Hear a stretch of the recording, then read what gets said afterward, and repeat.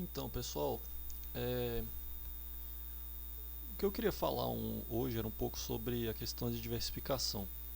Eu estou aqui com um gráfico de cotações de candles mensal da Vale 3, que são as ações ordinárias da Vale. Poderia ser Vale 5, mas eu coloquei Vale 3. Eu tenho uma preferência por ações ordinárias, né? Acho que elas são melhores investimentos, porque você se torna realmente sócio da empresa. Mas isso não vem ao caso agora.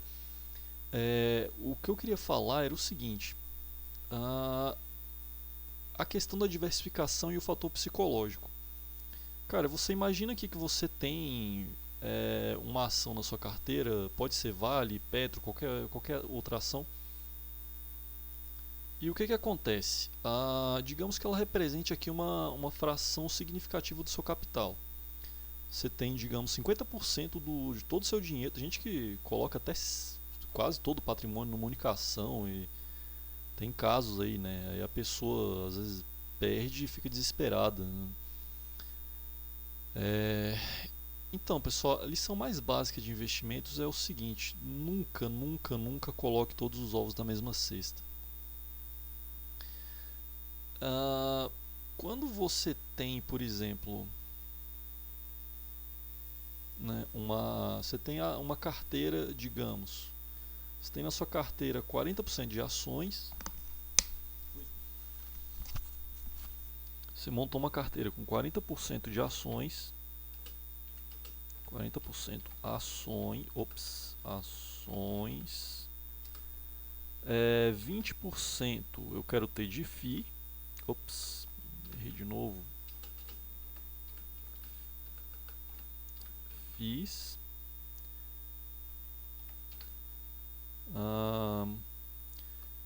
quero ter 20% de NTNB 2000 principal, NTNB principal 2035, que é a que a gente tem com prazo mais longo hoje. E vou ter aqui colocar 20% para CDI, né? Vou colocar CDI, outras coisas, né? O CDI, pré-fixado, esse tipo de coisa aí.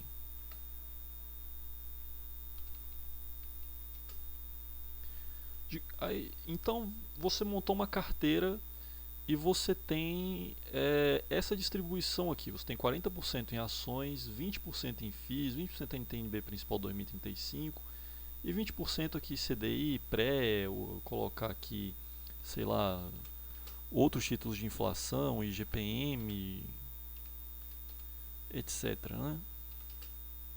Etc.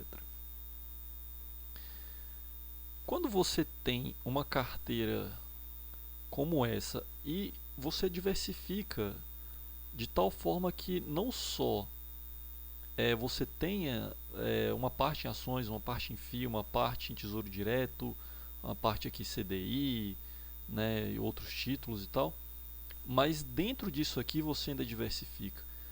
Como o Baster fala, sabe? O ideal é você não ter mais de 2% em nada. Então, por exemplo, você tem aqui uma carteira de 40% em ações. E nessa carteira você tem 20 ações, tá? 20 ações de empresas diferentes, de setores diferentes, empresas boas, que dão lucros consistentes. Ah, Quando você eventualmente você tem aqui então 2% em cada uma das suas empresas. Você tem 40% em ações, sendo que desses 40% são distribuídos em 20 ações. Digamos, vamos supor que está distribuído igualmente, mais ou menos igualmente, você tem aproximadamente 2% do seu patrimônio total em ações. Tá? FIIs, vamos supor que você tem aqui 10 FIIs, né? Você escolhe 10 FIIs ali para fazer parte da sua carteira. Então você tem aqui também 2% em cada, né? No caso aqui de NTNB não tem muito como diversificar, né? já está diversificado. Você tem um título aqui do governo, já tem uma certa segurança e tal. Tesouro é um dos investimentos considerado mais seguro de todos, ou menos inseguro, dependendo do cenário, mas enfim. Então vamos lá. Você tem aqui 40% do seu patrimônio está em ações de 20 empresas diferentes, cada uma não representa mais do que 2%, estourando 3% do seu patrimônio total. Você pega uma empresa aqui como a Vale, você vem comprando aqui, colocando ela na sua carteira, sei lá, a cada mês ou a cada trimestre, você vem comprando. Né? Eventualmente tem as quedas, você não se preocupa, chega aquele momento que a empresa está no auge, e aí do nada a empresa... Bom, aqui foi uma crise sistêmica, não foi necessariamente o lucro da empresa que teve queda, foi a crise de 2008, derrubou as bolsas no mundo inteiro e deu esse problema aqui. Mas depois disso a ação se recuperou, a gente consegue ver aqui pelo gráfico, teve uma recuperação no ano seguinte, em 2009, né, voltou a quase, né, o patamar do quase 50, aqui 45 por aí, no final do ano. Desde então, lá para 2011, a empresa já começa a ficar não tão boa. Tá? Você teve um lucro fantástico aqui em 2011 ainda, mas no final de 2011, durante o ano de 2012, a empresa começa a ter quedas sucessivas nos lucros e veja, 2012 ela encerrou ainda com 9 bilhões de lucro, foi um lucro bom, um belo lucro. Mas a partir de 2012 começa a ter uma queda, né, no preço do minério de ferro. Se a gente coloca aqui, tentar, eu acho que eu não,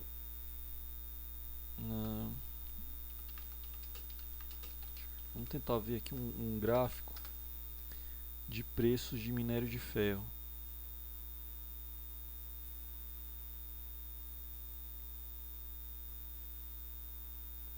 Não, eu quero gráfico, não quero tabela.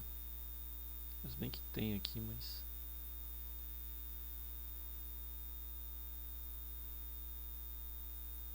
Vamos ver aqui.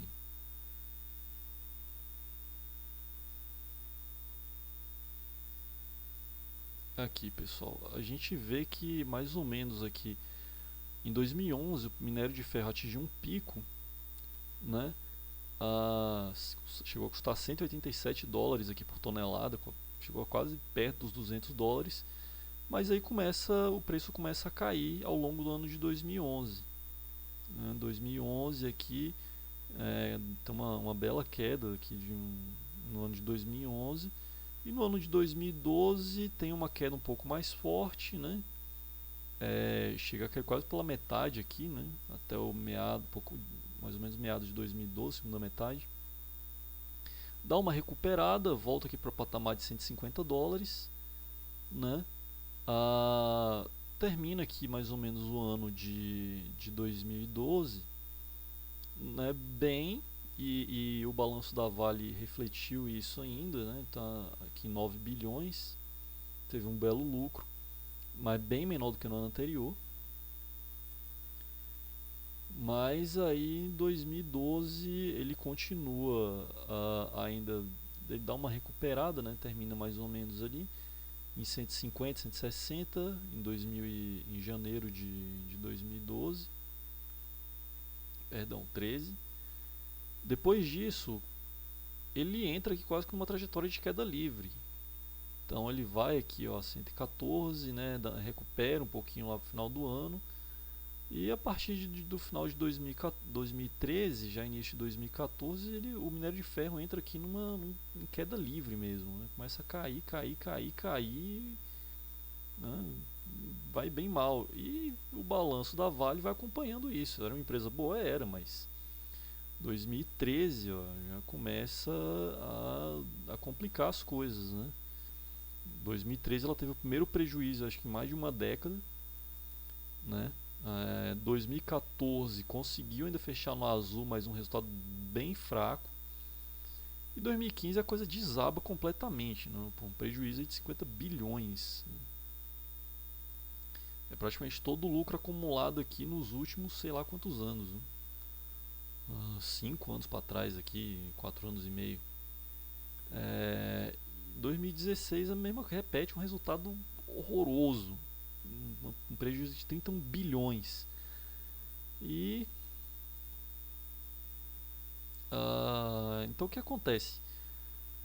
Qual seria a hora de sair aqui? Aqui você já, com um prejuízo desse aqui, pessoal, já vê que, né, tem que sair da empresa, né? Não tem mais muito o que fazer.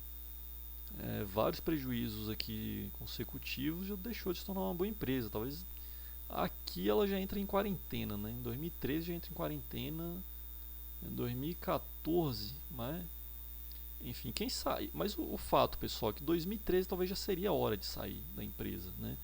2013 nem precisava esperar 2014. Quem saiu aqui meado de 2013 até o início de 2014 saiu ainda com 26, tá? Ó, ainda conseguiu pegar na mínima aqui, digamos que ele tenha saído no meio mesmo de 2014, né? No início de 2014. Saiu aqui com 27, né? De 27, quase 30. Agora a pessoa que deixou para sair aqui, ó, tá com 16 porque recuperou, né? Ela tinha chegado aqui a 12, a 8, chegou a 8. Agora, pessoal, o que acontece? Se uma empresa dessa, ah, quando uma empresa dessa é 50% do seu patrimônio, de todo o patrimônio financeiro que você tem, sair nessa hora aqui vai ser muito difícil. Você que comprou aqui, comprou aqui, comprou aqui, comprou aqui, você não vai querer, você sabe, vai ser difícil, vai inventar rolo, você não vai querer sair. Seu psicológico vai ficar afetado, você vai achar que a empresa vai melhorar, e você não. Tá, pode acontecer mesmo, pode ser que ela melhore um dia, mas você não pode contar com isso, sabe? Você não pode colocar isso como certeza, não, vou deixar o dinheiro lá porque vai melhorar. A ação está se arrastando aqui, preço de minério de ferro, pô, 30 dólares, mesmo que recupere, que eu acho muito difícil ele voltar aqui para casa dos 150, sabe? Então, quando uma ação dessa é 2% do seu patrimônio, você está diversificado, sabe? 2%. Você não vai ter a mínima dificuldade em sair aqui. Você vai olhar e, pô, a empresa não tá boa, tá, tira, coloca em outra que tá boa. Agora, acredite, quando é 50% do seu patrimônio, quando uma ação dessa é 50% do seu patrimônio, pode ter certeza que vai ser, psicologicamente, vai ser muito mais difícil sair, sabe? Você vai acreditar que a empresa pode recuperar e sei lá o que. Pode acontecer mesmo, né? Não é impossível. Quem garante que o preço do minério de ferro não possa voltar aqui para o patamar, um dia voltar para o patamar do 100 dólares ou 150, 200 ou até mais? Pode acontecer, mas você não pode contar com isso. Então essa é a hora de você tirar o seu patrimônio dessa ação, dessa empresa e colocar em outra melhor. Imagina quem saiu aqui. Tá, vamos colocar que o cara saiu aqui ainda no meio de 2014 aqui, mais ou menos, né? Pegou aqui, chegou, conseguiu, vamos supor que ele tenha conseguido sair a 30 ainda, por exemplo.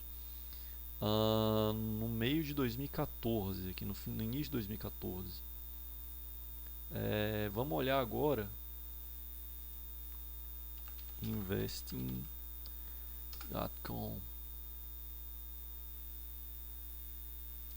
Vamos dar uma olhada aqui em Cielo 3.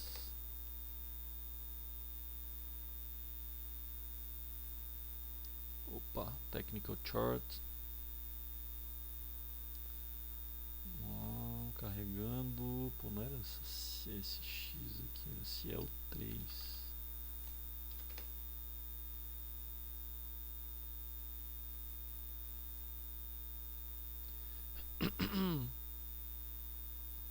Eu não quero esse gráfico, eu quero o gráfico. Poxa. Aqui eu quero um gráfico de candles. Então, pessoal, o cara que saiu, vou colocar do lado aqui, a pessoa que saiu aqui na Vale em 2014, aqui início de 2014, saiu a 30, tá? E colocou no início de 2014, colocou numa Cielo. Olha a Cielo aqui, início de 2014. Você compra na máxima, você comprava Cielo a 27, tá? Em 2014. Hoje a ação tá 32,25, mas porque caiu. Mas de 27, mesmo que a gente pegue aqui que o cara tenha dado o azar de comprar na máxima do mês, comprar uma abertura, tá? Vamos colocar que comprou uma abertura 26, 25,90. E hoje a ação tá 32. Isso porque ele deu uma caída, né? 32 dividido por 26. Ele fez aqui no início de 2014 até mais ou menos metade, início da segunda metade de 16, ele fez 25%. Se o patrimônio dele estava numa Vale, aqui, a gente supôs que ele conseguiu sair a 30, né? No início de 2014, vamos supor que a abertura aqui estava 32,66. Ele conseguiu, se ele tivesse ficado aqui de 32, ele teria agora 16,80. Ou seja, numa empresa ruim ainda, né? 16,80 com sabe-se lá que perspectiva. A empresa não está boa, não está boa das pernas. Já aqui, colocou numa empresa boa, olha aqui, 25% de valorização do início de 2014. Pegou a empresa 26, a empresa está 32, e 32 é uma empresa excelente, tá? Então aqueles, digamos que ele, sei lá, tenha vendido 1000, tinha 1000 Vale, vendeu 32 mil, botou aqui em Cielo, né? Esses 32 mil tiveram uma valorização de 25%. Então ele vai ter um capital melhor aqui, né? Então é isso, pessoal. Eu não calculei exatamente, mas essa é a importância da diversificação. Então o que eu queria deixar era isso, né? A importância de diversificar, até pela questão psicológica, e a gente que é investidor não pode criar raízes, sabe? A empresa é boa, enquanto a empresa é boa, você está investido nela. Deixou de ser boa, cara, não pensa duas vezes, sai mesmo e coloca em outra, sabe? Sempre vai ter empresas boas, sempre vai ter empresas ruins, como o Buster fala, eventualmente uma boa pode ficar ruim, que é muito difícil, perdão, uma ruim pode ficar boa, isso é muito difícil, mas é mais difícil talvez uma ruim ficar boa. E quando a gente diversifica, a gente não tem tanto esse fator psicológico, tá? Vai ser muito mais fácil você sair de uma empresa assim e colocar seu patrimônio numa empresa boa e ter um retorno muito maior. Então o que eu queria deixar é isso, pessoal. Um abraço, tchau, tchau.